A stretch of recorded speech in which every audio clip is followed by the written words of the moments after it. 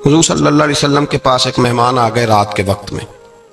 جب وہ آئے تو حضور نے پوچھا کھانا کھانا ہے؟ تم نے کہا کھانا ہے. جھوٹ اور بھوک کو جمع کرنا منع ہے. کہا جی کھانا ہے.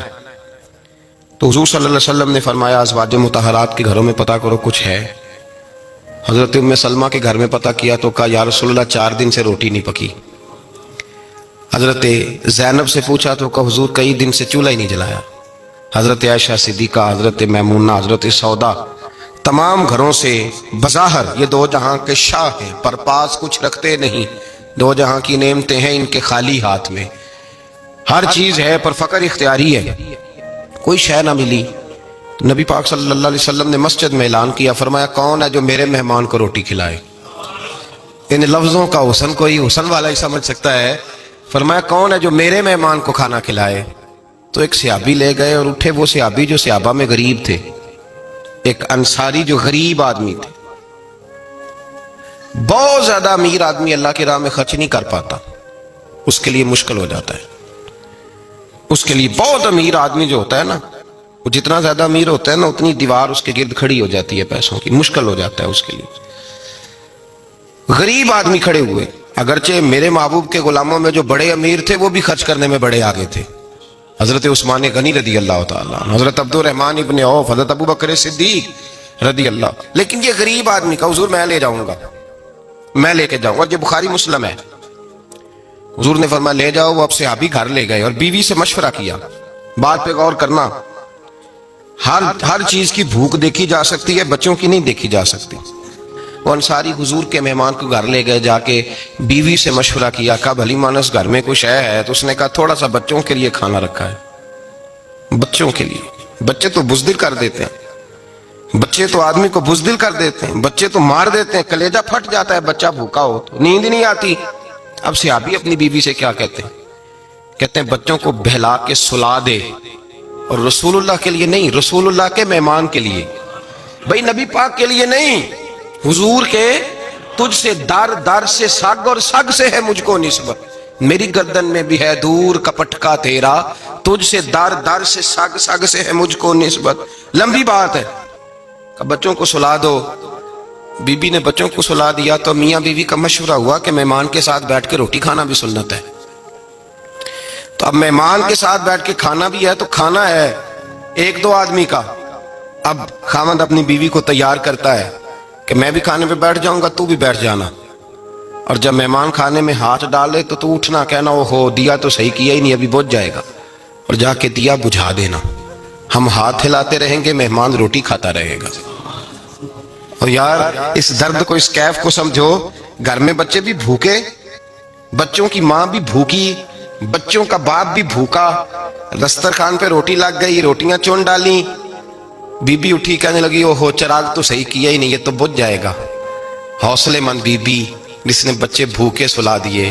تو بھوکے سوئے ہوئے بچوں کی بھوکی اماں اٹھی اور اپنے خاوند کی تابعداری میں اٹھی. میں گڈی تے ہتھ ڈور سجن دے، وہ جنج رکھے اونج رہنا ہے. اٹھی اور اس نے نہ دیا ٹھیک کرنے کے بہانے بجھا دیا.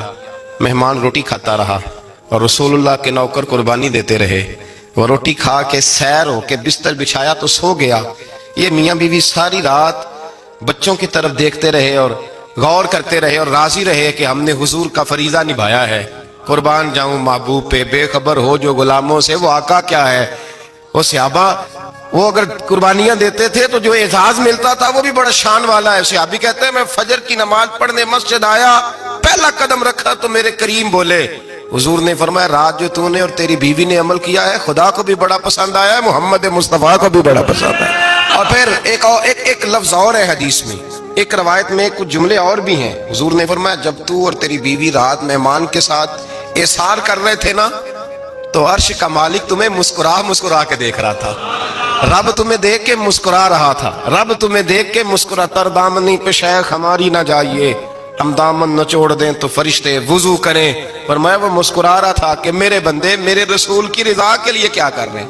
اور صاحب دیکھو، نبی پاک کے لیے نہیں، خاندان کے لیے نہیں، خاندان نبوت کے لیے نہیں، حضور کے نہ سمجھے یار، اس پہلو کو سمجھے. نبی پاک کے بریلی کے امام بول پڑے، فرمانے لگے تجھ سے در، در سے سگ، سگ سے ہے مجھ کو نسبت. تجھ سے در، در سے साग कुत्ते को कहते हैं फारसी में। फरमाते हैं महबूब तेरा दरवाजा और दरवाजे पे कुत्ता और कुत्ते के पास मैं बैठा हूं। चलो कुत्ते के पास तो बैठा हूं ना, मेरी गर्दन में भी कोई तो पटका आया ही है ना। तुझसे दर, दर से सग और सग से है मुझको निस्बत। चलो मेरी गर्दन में भी है दूर का पटका तेरा। कुरान मजीद बोल उठा, रब करीम ने फरमाया हबीब ये तेरे गुलाम वो हैं कि वयुक्सिरूना अला अनफुसिहिम वलौ काना बिहिम खसासा। फरमाया इनका हाल ये है कि जिस चीज की शदीद हाजत होती है वो भी अपने भाइयों पे कुर्बान कर देते, वो दे देते हैं तेरे नाम पे। जब मक्के वाले मदीने आए अंसारे मदीना, तो मेरे मुस्तफ़ा करीम ने फरमाया ना तुम्हारी नस्लें एक हैं न कबीले एक हैं, लेकिन तुम्हारा नबी एक है, तुम्हारा रसूल एक, खुदा एक, किताब एक, तुम्हारा मेरी वजह से रिश्ता है। चलो अपने भाइयों के साथ इसार करो, चलो इसार करो। अगर किसी के 2 मकान थे तो उसने एक उसको दे दिया जो मक्के से आया था, 2 बाग थे तो एक दे दिया, किसी के पास एक था तो आधा बांट के दे दिया, हर चीज तकसीम कर दी। हालात बदल जाते हैं, हालात बदल जाते हैं। तिलकल अय्याम नुदाविलुहा बैनन नास, अल्लाह लोगों के दरमियान दिन बदल देता है।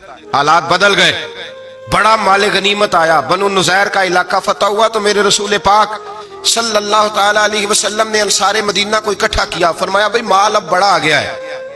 2 बातें, यहां तो इस तरह करते हैं कि मैं इनको कहता हूं जो मक्के से आए थे कि जितनी तुम्हारी जायदादें बाग इन्होंने लिए हैं वापस कर देते हैं तुम्हें, और जो माल आया है वो भी तुम में से आधा आधा दोनों के दरमियान बांट देते हैं, या जैसे तुम्हारा दिल चाहे तुम्हारे माल भी वापस करते हैं और जो वहां से माल आया वो तुम्हारे बीच बांट देते हैं, या अगर तुम कहो तो ये माल इनको दे देते हैं मुहाजिरीन को और तुम्हें तुम्हारे माल वापस मिल जाते हैं। हुजूर ने पूछा अंसारे मदीना से, हजरत साद बिन मुआज, साद बिन उबादा तड़प के खड़े हुए, अर्ज की महबूबा मैं तो अबू बकर को जानता ही नहीं था। हुजूर मुझे क्या पता उमर कौन है, मैं क्या जानूं उस्मान गनी मौला अली की अजमतों को। महबूबा मैंने तो तुझे इनकी तरफ मुस्कुरा के देखते हुए देखा है, तेरा जलवा देखा है, तुझसे दर दर से साग साग से है मुझको निस्बत। या रसूल अल्लाह सल्लल्लाहु अलैहि वसल्लम हमसे मशवरा ना करें, आप इस तरह करें जो जायदादें हमने इन्हें दी हैं वो भी इनके पास रहने दें और जो माल आया है वो भी इनमें तकसीम कर दें, इसलिए कि हमें तो बस इतना पता है कि ये आपके गुलाम है, आपके नौकर है, हमें इससे ज्यादा किसी चीज के कोई गरज है, बस आपके गुलाम है, बात खत्म हो गई। हुजूर खामोश हो गए। सहाबा कहते हैं देर के बाद हमने कहा फैसला होना चाहिए। फैसला पता क्या हुआ?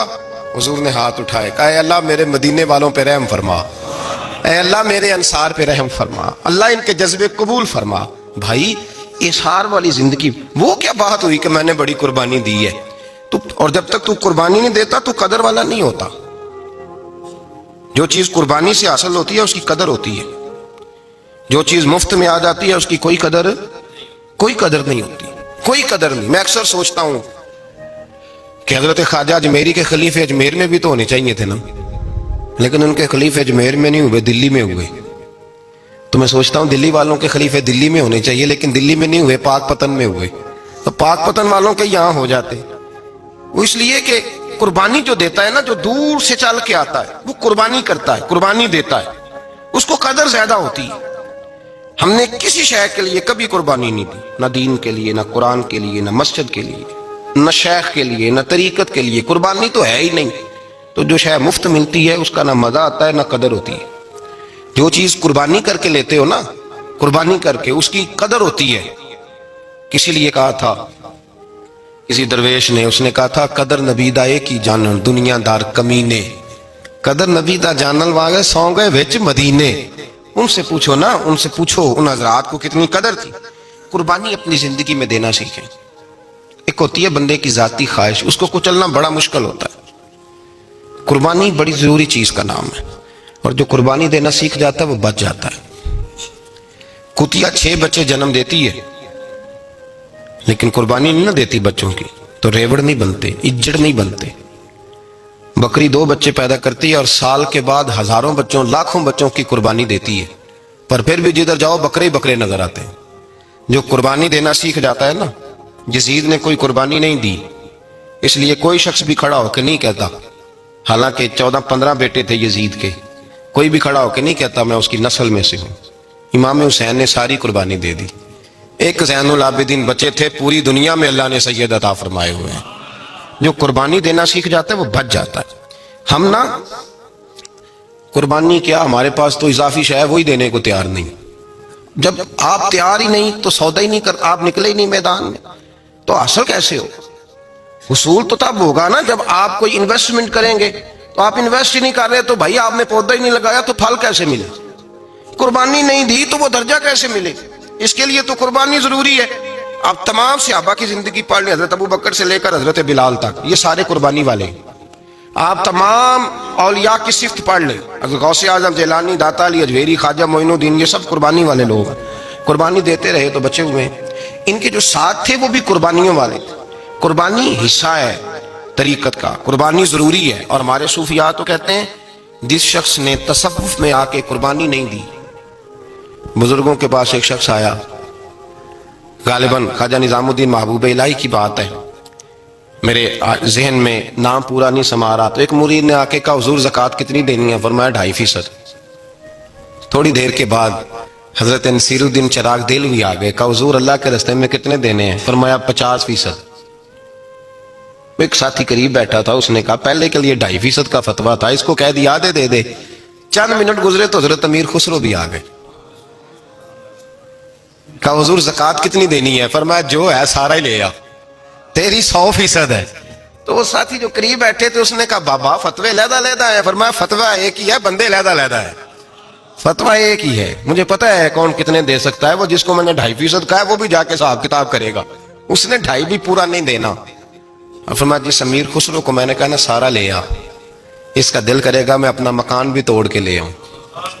میں نے فتویٰ ایک ہے، بندہ دیکھ کے بات کی ہے. بھائی قربانی نہیں ہے، اظہار ہی نہیں ہے، جذبہ ہی نہیں ہے، ہمارا مزاج ہی نہیں ہے. لیکن نا یہ اب ایک تو شریعت کی قربانی ہے نا یہ، تو اس پہ بھی لوگ بڑا سوچیں گے، اس پہ بھی لوگ بڑا سوچیں گے. فتوے پوچھتے پھریں گے کہ جی میرے اوپر تو ابھی میں نے تو 15,500 قرضہ دینا ہے، دوں کہ نہ دوں، کون سی دوں؟ فتوے پوچھیں گے. دینے کی دفعہ فتوے پوچھیں گے اور لینے کی دفعہ چھٹی، جو آتا ہے آنے دو. کبھی لینے کی دفعہ بھی فتویٰ پوچھنا صاحب کہ یہ مجھے اتنا مال آ رہا لے لوں کہ نہ لوں. وہ لے لیا، قابو کر لیا. جب دینے کی باری آئی تو فتویٰ اظہار کرے.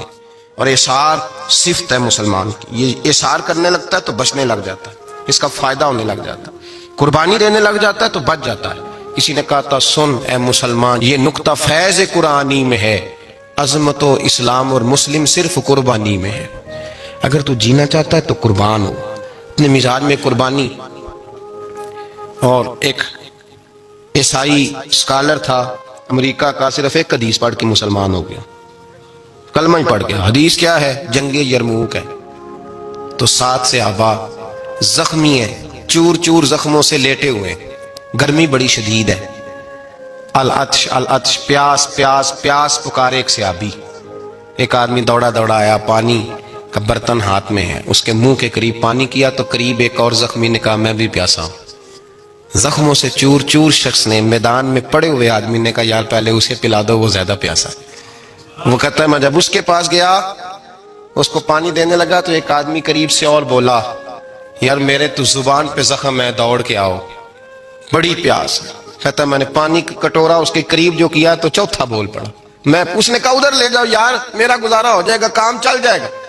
وہ کہتا ہے 5واں بول پڑا تو چوتھے نے انکار کر دیا، میں نہیں پیوں گا، پہلے اس کے پاس لے جاؤ. کہتا ہے حد ہو گئی. 7ویں تک میں آیا اور جب میں 7ویں تک آیا تو پہلے نے پھر چیخ ماری. تو فرماتے ہیں وہ 7واں کہنے لگا نہیں ادھر لے جا یار، اس کو پیاس زیادہ لگی ہوئی ہے. کہتے ہیں جب میں اس تک گیا تو وہ جام شہادت نوش کر چکا تھا. پلٹ کے دوسرے کے پاس آیا تو وہ بھی فوت ہو گیا. تیسرے کے پاس آیا تو وہ بھی رب کریم کی بارگاہ ناز میں حاضر ہو گیا. 7 شہید ہو گئے. تو پانی کا کٹورا میرے ہاتھ میں رہا. میں کبھی آسمان دیکھتا، کبھی زمین دیکھتا، کبھی پانی دیکھتا، کبھی میں ان 7 شہیدوں کے چہرے دیکھتا. پھر دل میں خیال آیا یہ تو گردنیں کاٹنے والے تھے، یہ تو ایک دوسرے کو قتل کرنے والے تھے، یہ تو خون پینے والے تھے. آج یہ سارے اس لیے کر رہے ہیں کہ سارے محمد عربی کے غلام بن گئے، رسول اللہ صلی اللہ علیہ وسلم کے نوکر بن گئے. وہ کہتا میں نے حدیث پڑھی تو میں مسلمان ہو گیا. میں نے کہا یہ جذبے دنیا دار بندہ پیدا نہیں کر سکتا، یہ جس نے جذبہ پیدا کیا ہے وہ اللہ کا سچا رسول ہے. میرے بھائی اظہار کا مزاج پیدا کریں. قربانی تو نہیں رہی معاشرے میں، اظہار ہی تو نہیں ہے. ہم روایتیں پڑھتے ہیں سنتے ہیں، لیکن آپ یقین کریں پنکھے کے نیچے مسجد میں ایک دوسرے کو جگہ دینے کو تیار نہیں. یہ پنکھا ہے نا چل رہا ہے، تو کوشش ہے کہ مجھے عین اس جگہ جگہ ملے جہاں پنکھا چل رہا ہے. اتنا بھی اثار کرنے کو لوگ تیار نہیں، اتنا بھی. اور درجے بڑے بڑے لینے چاہتے ہیں، بڑے بڑے درجے. وہ ہمارے پاس لوگ آتے ہیں، دو چار لفظ لکھے ہوتے ہیں نا نام کے ساتھ، کوئی علامہ لکھ دیتا ہے، کوئی پیر صاحب لکھ دیتا ہے، تو لوگ بڑی باتیں پوچھ لیتے ہیں. کئی دفعہ آ کے پوچھتے ہیں میرا زیارت کرنے کو دل کرتا ہے. میں کہتا ہوں یار تو نے آخری سیڑھی پہ پیر رکھ دیا ہے، بالکل آخری پہ. دل تو تیرا جس چیز کو کرے گا تو وہ کرنے لگ جائے گا. پہلے شروع تو حضرت جنید بغدادی رحمت اللہ تعالی علیہ، وہ دریا کنارے کھڑے تھے تو آپ دریا کے اندر پیر رکھا آگے جانے کے لیے. یہ اعلیٰ حضرت نے لکھا ہے واقعہ ملفوظات شریف میں. دریا پار کرنے کے لیے پیر رکھا تو ایک شخص کہنے لگا حضور مجھے بھی ساتھ لے لیں. آپ نے فرمایا میں دریا پار کروں گا تو اس طرح کرنا، میرا کرتا پکڑ لے اور یا جنید کہنا شروع کر دے. یا جنید. اس پہ فتویٰ بھی لگ جاتا ہے، پر کیا کرے، اب مسئلہ تو صحیح ہے نا. تو پیر میرا پیچھے سے کرتا پکڑ لے اور یا جنید کیا ہے. وہ کہتا ہے پیر رکھا نا حضرت نے پانی میں تو میں بھی پیچھے. تو حضرت جنید بغدادی کیا کہتا ہے یا رحمان یا اللہ، یا رحمان یا اللہ. وہ خود یہ پڑھ رہے ہیں اور مجھے لگایا یا جنید پہ. کہتے ہیں دریا میں وہ بھی چلنے لگے تو میں بھی، یوں لگا جیسے پکے فرش پہ چل رہے ہیں. کہتے ہیں تھوڑا سا گزرا تو میں نے کہا بابا خود یا رحمان یا اللہ کہہ رہا ہے اور مجھے یا جنید پہ لگایا ہوا ہے، تو چلو میں بھی یا رحمان یا اللہ پڑھتا ہوں. کہتے ہیں میں نے یا رحمان یا اللہ کہا تو میں ڈوبنے لگ گیا، دریا میں ڈوبنے لگا. تو حضرت فرمانے لگے تجھے کہا نا یا جنید کہہ. کہتے پھر یا جنید کا تو پھر اوپر آ گیا. تھوڑا اور جا کے اب شیطان باز تو آتا نہیں، الذی یوسوس فی صدور الناس، یہ جاتا تو دل تک ہے نا، باز تو آتا نہیں. دن میں 36 دفعہ تو مشورہ دیتا ہے کہ سیدھی نماز پڑھو.